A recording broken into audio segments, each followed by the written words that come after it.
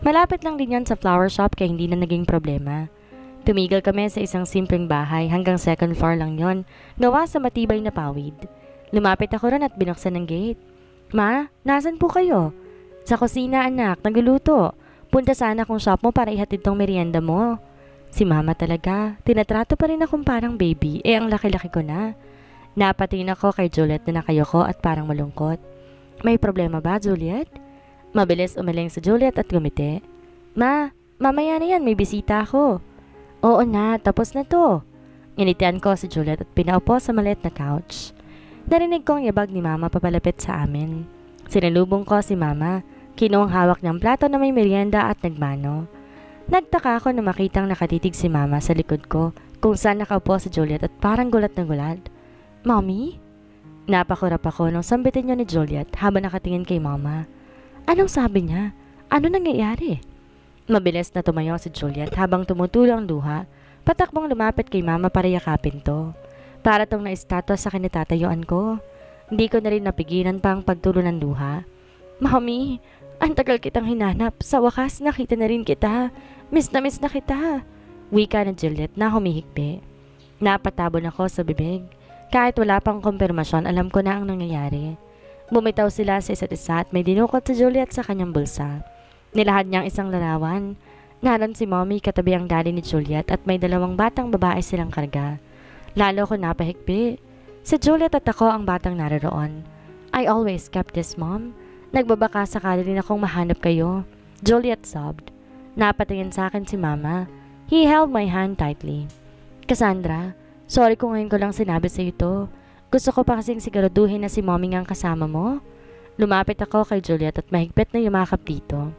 Yumakap din sa aming dalawa si Mama. Ang kambal ko.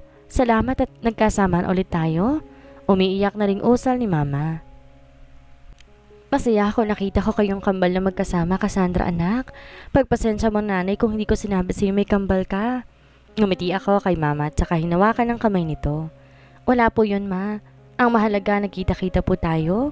Ngiti ko rito. Pinilupot ko ang kamay ko sa braso ni Juliet saka sinandal ang ulo sa balikat niya. I never thought that we're sisters. She smiled. Inawakan niya ang kamay na nakapatong sa aking hita, marahang inaplos iyon. I think oras na to para makabuo ulit tayo, Ma. Daddy's here and would like you to forgive each other. Kung ano man pong nangyari sa inyo dati, huwag natin gawing big deal ngayong narito na tayo. Narinig kong pagbuntong hininga ni Mama. She's thinking. Matagal ko nang gustong gawin yan anak, pero wala akong lakas na loob dahil sa galit ng daddy niyo sa akin.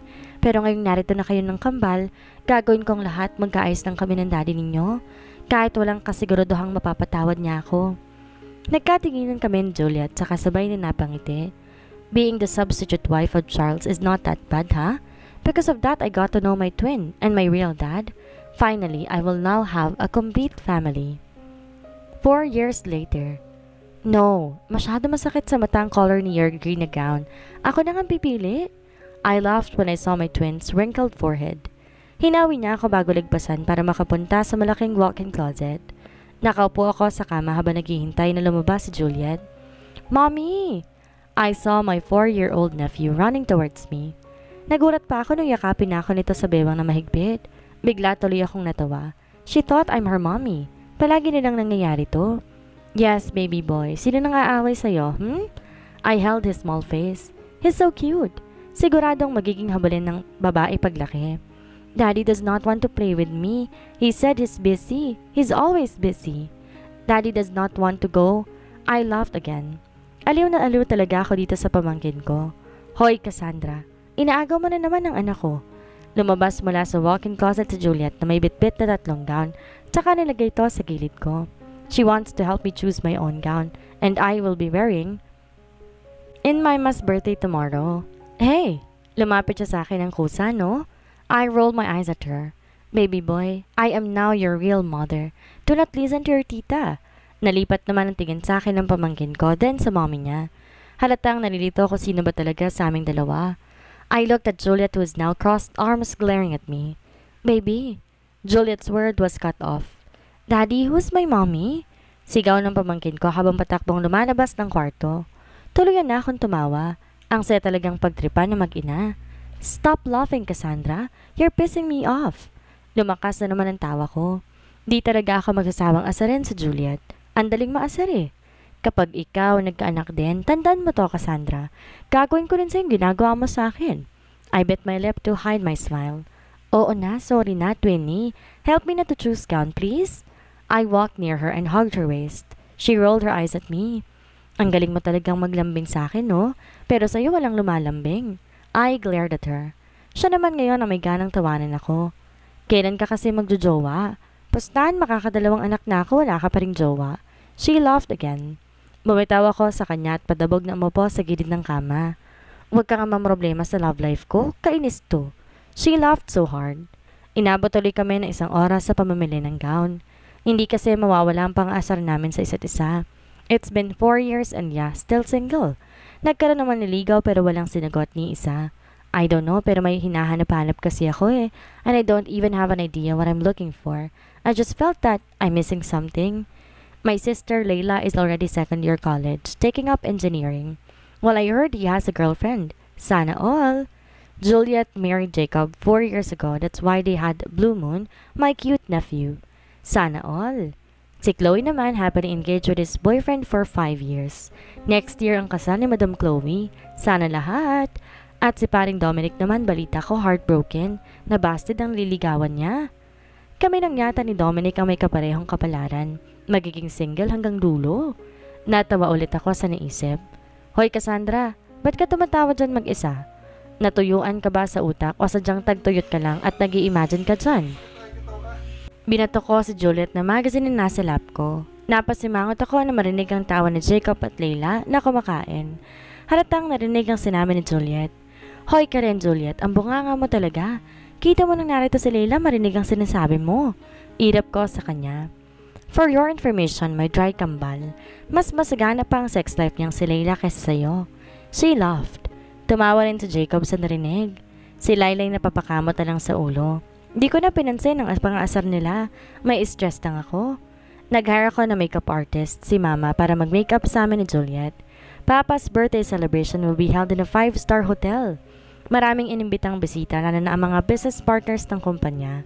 Suot ko ang pinili ni Juliet. It is a royal blue long gown with sparkling beads all over.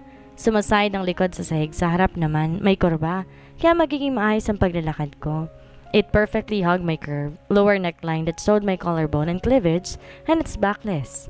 I partnered it with 5 inches silver heels. I also brought my silver pouch with my phone inside it, and I'm done. Naghihintay sa kotse ang pamilya Esguerra na makalabas ako ng bahay. Sa backseat ako umupo kasama ni Baby Blue Moon. Nasa gilid naman regalo namin kay Mama. Hi, baby boy. I smiled at him. Tita! I pouted. Akala ko mommy ang itatawag niya sa akin. The engine roared to life. Jacob is our driver tonight. Nagsimula itong magmaneho paalis. Mommy invite a lot of bachelors, Cassandra. Siguraduhin mo pagkatapos ng gabing to hindi ka nagtagtuyot. Juliet and Jacob laughed. I glared at her. Shut up, Juliet. I will never do it to someone who I don't love. Conservative ako, no? She laughed again. Napausal ako ng salamat na makarating na kami sa sinasabing hotel. Wala akong kapaguran na kaming nag-aasaran ni Juliet. Nagpaalam muna ako sa kanila bago ako pumasok mag-isa sa venue ng hotel. Sinilubong ako ng mga nagkikistapang ilaw sa taas pagpasok. Magandang disenyo sa buong silid na mukhang pinagandaan talaga nila Mama at Papa. Sa unang bahagi naroon ang maliit na stage. Marami ring mga bisita nagkukwentuhan. May ilang bumabati habang naglalakad na binabati ko rin. Tinig ko rin sa buong silid ang masayang tugtugin. I saw Mama and Papa in front talking to some businessman. Sa kaliwang bahagi nakita kong naroon nakaupo sa Juliet with Jacob and Blue Moon.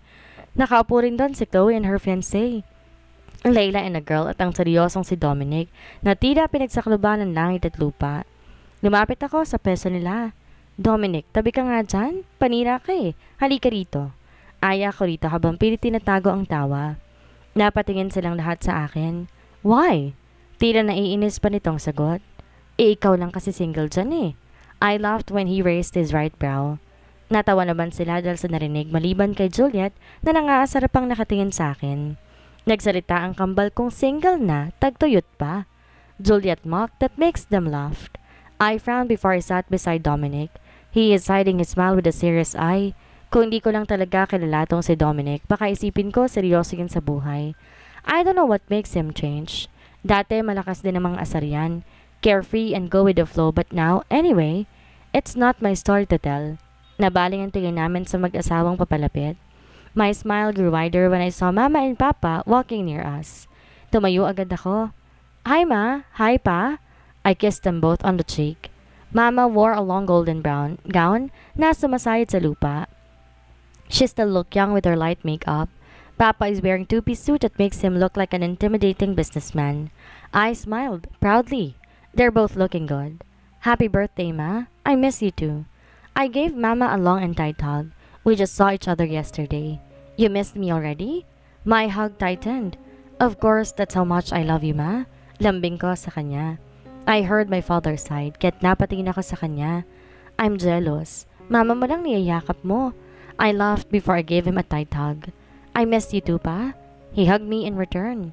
Napabitaw ako sa yakap ni Papa nang marinig ang tinig ni Juliet mula sa likod namin. Hoy, Cassandra, it's my parents. Juliet intruded. I crossed my arms in front of her and raised my left brow. Excuse me, they are my parents and I'm their only child. I don't have a sister. I smirked at her. Excuse me too? I also does not have a sister that's single and drought. I heard them laughed. I glared at her. Kainis? Tagtuyot na lagi pang asar niya sa akin eh. Pag ako talaga nadiligan na, bividyohan ko para may proof na hindi ako tagtuyot. Hey, that's enough. You are no longer a child? I heard Chloe said. Sabay pa talaga kaming lumingon na Juliet sa kanya at saka nag-cross arm. They laughed at us. I smiled happily. This is one of the best days with my family. I love them so much. Let's call on Miss Cassandra Castro for her birthday message to our birthday celebrant. Let's give her a round of applause, please. I smiled while going up on the stage. I walked in front of the crowd with my head held high. I stopped when I reached the microphone. Before anything else, I want to greet my beloved mother a happy, happy birthday. I looked at Mama sitting below the mini stage. Katabi niya si Papa. They both smiled at me. I have a story that I want to tell to all of you about my mother's sacrifices and mine. Well, I lived for almost 20 years without even knowing I still have a dad. Mama is the only family I have in Layla. She's my only strength. She provided us everything that we need, even though we don't have enough money to send me to school. She still worked hard for us. Ayos naman ang lahat, kontento na ako sa sweldo kong napapakain kami ng sapat at nagpapaaral sa high school ang kapatid kong si Layla. I saw my mama, glistening tears in her eyes, but she's still smiling. Unfortunately, something happened to my mother that I have to sacrifice my own freedom just to get him aid. Though I heard that someone unintentionally enfolded everyone that time, no one knows the reason behind it, why I have to do that, but I think that it's all worth it when my mother was healed from his severe sickness. I love my mother so much that I will do everything for her. I am thankful for the second life that he gave to my mother. If it wasn't of him, I would not know the feeling of having a complete family. I love you, Mama and Papa. Sana hindi na kayo ulit mag-away dalawa. Don't worry, bibigyan ko kayo ng maraming apo para hindi nyo na maisip maghiwalay pa. I heard laughter from the crowd. I gave them a sweet smile. I turned my back to return to my seat, but before I could even do it, I met the familiar eye on the crowd. His eyes were intense. It does not have any reaction at all. I felt chills run down my spine. It's been 5 years since the last time I saw him. I don't know what to say. I'm speechless. Ma'am Cassandra? Nagising ako sa tulala nang marinig ang mahinang pagtawag ng MC. I smiled at him before going downstairs. Sunod na tinawag si Juliet to give her birthday greetings. I walked near my parents. I gave them both a kiss and a cheek. Hindi mo na ako umupo sa upuan ko. Tinignan kong ang direksyon kung saan ko nakita ang pamilya na lalaking yon. Ngunit di ko na to nakita pa. Totoo ba yon o namamarikmata lamang ako? Pumunta muna ako sa restroom para mag-retouch. Medyo natagalan lang ako kakatitig ng mukha ko sa salamin. When I went outside the restroom, the party is already starting. Maraming naglilibot at mga waiter na may bitbit na mga wine and beer. Maingay din dahil sa pagbabatian ng mga bisita, pero nang pumain lang ang nakakaindak na tugtugin, may sumasayaw na rin sa gitna ng dance floor. I saw Chloe and his fiancé dancing. Napatingin ako sa gilid na may nakailerang lamesa, puno ng pagkain. Bigla ako nagutom na makita mga yon. Excited na lumapit ako ron, kumuha ng plato at namili ng kakainin. Lahat ng pagkain nakakatakam. Gusto kong tikman lahat pero nakakahiya kung magbibitbit ako ng platong puro ng pagkain. Pero naisip ko rin sayang naman kung di ko matitikman lahat. Naglagay ako sa plato ko. Na makitang walang space, suminto na ako sa pagkuha. Diet pa naman ako. Napatingin ako ng chocolate fountain nasa gitna. Sa ibaba mayroong marshmallow. Para kung batang lumapit ako roon. I took one marshmallow and then I dip it in the chocolate fountain. Ang sarap! Natutuwa akong sambit. Hi! Natigil ako sa pagkain na makitang nasa harapan ko. He is smiling and looks like he's a friendly guy.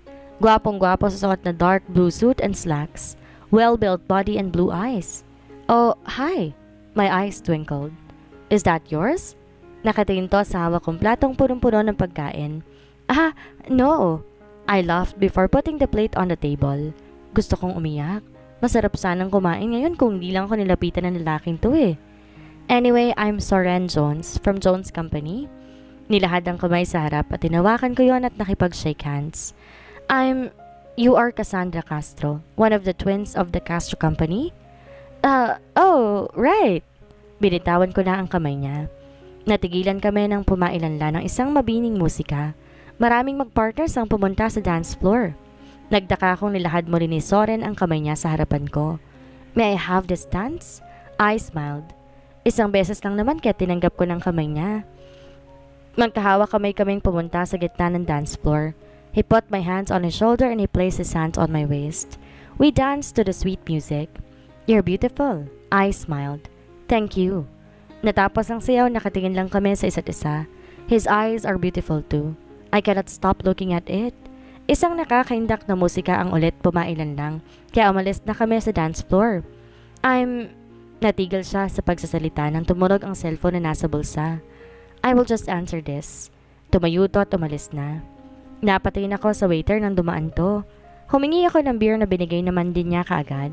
Nakalimang baso ako ng alak pero hindi pa rin dumarating si Soren. Mababa pa naman ang tolerance ko sa alcohol.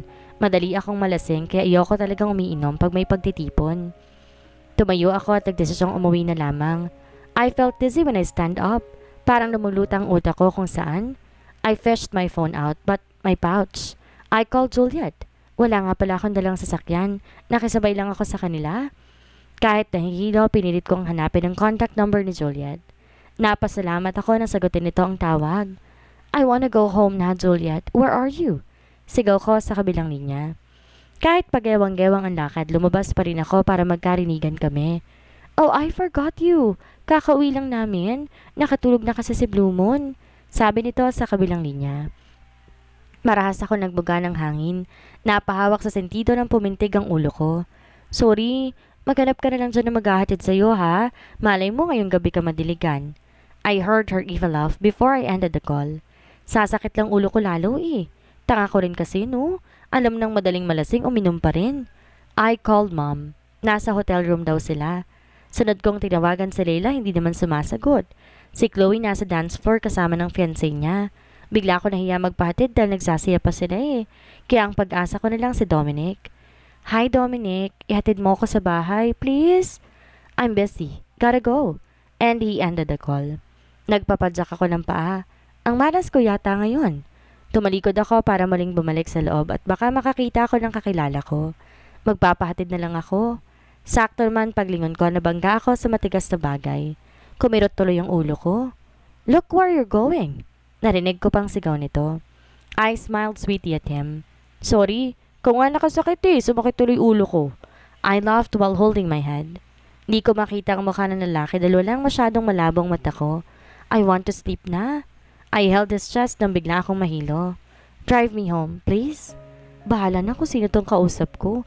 Basta't maiuwi niya lamang ako. I heard him sigh and muttered a cause. Please, please. Pagpapaawa ko rito at saka pinulupot ang kamay ko sa braso niya. I heard him cuss again. You're drunk. Let's go. I thanked him happily. Di pa ako nakakahakbang pero muntikan akong masubsob sa sahig. Butit nakahawak ako sa kanyang braso. I heard him sigh and the next thing I knew, nakalutang na ako sa hangin dahil sa buhat-buhat niya na ako. I laughed.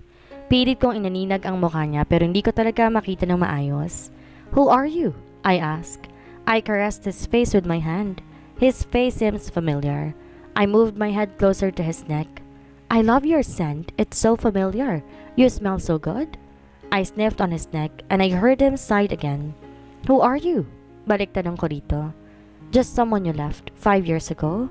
My heart raced.